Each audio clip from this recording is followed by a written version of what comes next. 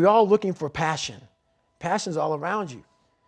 You have a whole fucking stack of it all around you. It's your insecurities, all that shit. You gotta dive deep in that shit. It's all in there. All the energy and fuel you need is right in yourself. It's all there. You got a lot of stuff to do to overcome. And you know, that's where I found it. I found it right there in my own insecurities. I found drive in my own insecurities. And that's the most powerful thing in the world. When you can find drive in your own doubt, fear, insecurities, you become very unstoppable. Man, I could have lived a much better life if I just would have just suffered a little bit more. If I just would have went in that shit and realized I had so much more. But fear and the 40% and living here versus living here, being afraid, stopped me. So I'm a big guy in visualizing. I'm a big guy in making a world, it may not exist. To me, it does. To me, it does. And I'm overpowering myself every day. And you gotta find tools to do that. That's the tool that I use. The most important conversation you will ever have in your fucking life is the one you have with yourself. You wake up with it, you walk around with it, you go to bed with it, eventually you're gonna act on it, whether it's good or bad. You have to. That's why the whole thing about this book I have, it's about you. It is about you. It's strictly about you finding who you are. So many people die, live 100 years, never fucking know who they are. Never know who they are. You have to look in that mirror and know there's so much more in here, man. Because I can literally right now be a 300-pound guy spraying for cockroaches still to this day if I did not look in that mirror and say, there has to be more to this. This can't be it. And then willing to go into it, dive deep into it, and give all I have to find it. So that's what all that's about. I worked myself so hard that I turned a person this fucked up into this motherfucker right here. Not off of reading a fucking book off a theorist, off of going to work on myself and saying, I don't know how to do this, but I know that to get over there to that fucking side, I gotta grind myself into a fucking fine powder. And I did it. I did it off of sure will. And very few people will know how that feels. Very few. You gotta figure out your own personal equation. And once you figure out that equation, you now become a mathematical fucking genius about yourself. And that's what this book does. It makes you a fucking genius about who the fuck you are. And then from there, once you realize 3.14 is pi, you can solve any fucking equation in the world. That's what it's about. You got to become a risk taker. Write that down. Viscott said, if you're not willing to risk, you can't grow. And if you can't grow, you can't become your best. And if you can't become your best, you can't be happy. And if you can't be happy, then what else is there? He said the ideal situation for a man or woman to die is to have family members standing around their bed, praying with them as they cross over. He said, but imagine, if you will, being on your deathbed, and standing around you are the ideas, the dreams that have been given to you by life, the talents, the gifts that you've never nurtured, that you never developed, the skills that you never did anything with, standing around your bed looking at you with large angry eyes, saying, we came to you, only you could have given us life, and now we must die with you forever.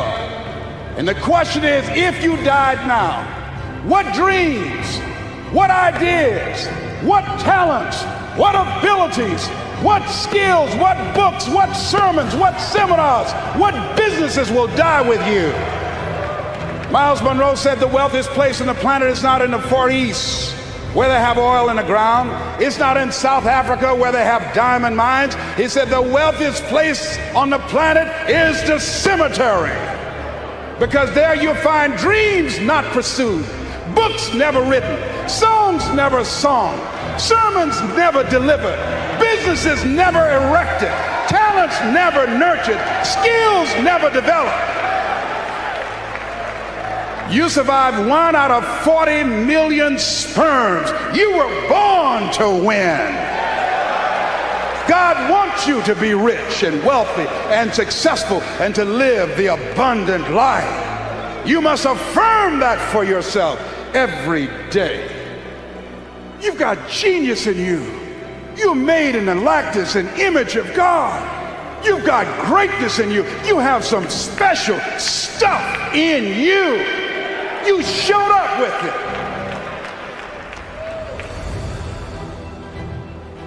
So as you look at your life and you decide to become a risk taker, make it okay to fail, to experiment, trial and error. Repeat after me, please. No test, no testimony. Yeah, you're going to face some hard times. When you decide that you're going to commit your life to Christ, you're going to, at that time, go through unadulterated hell. What's the first thing they say when you get on an airplane before they take off? Fasten your seatbelt. Why? Because you will experience some turbulence before you reach a comfortable altitude.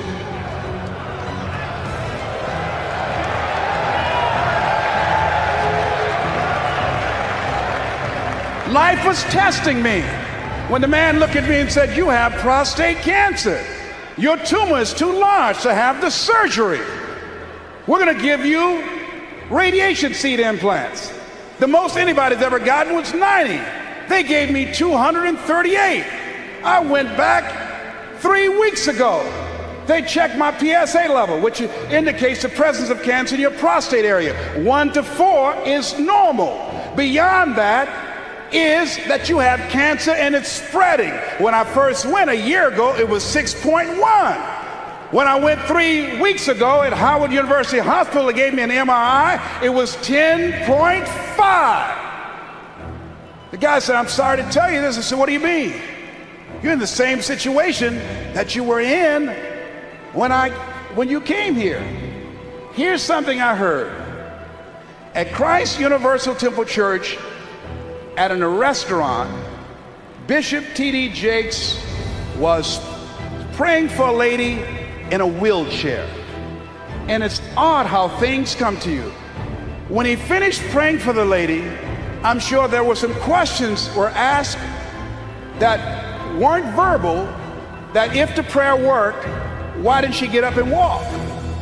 And what he said as he was walking away, healing takes first, he said healing takes place first in the spirit.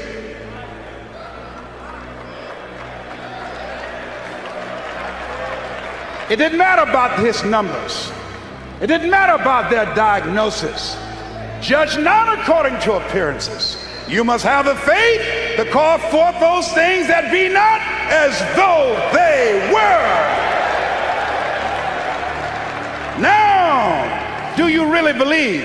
See, it's one thing to believe when you got money in your pocket. It's one thing to believe when your marriage is working out and you got your health and your children acting like they got good sense. Oh, it's good to say, "Oh, the Lord is blessing me." It's easy to believe then. Oh, but when you get that diagnosis, say you ain't gonna be here long. When you lose your job, when someone you thought you'd be with for the rest of your life say, "No, we can't do this no more," that's when you have to stand. That's when you have to begin to live this faith, and that's not on you. That's when you got to call on something higher than you. Let that mind be in you. You got to be out of your mind to believe in spite of these numbers you can still make it. In spite of the pain you're feeling, you can still come back again. You got to be out of your mind. That's right. I'm in that Christ mind. I believe it. And not when things are just favorable, not fair weather faith.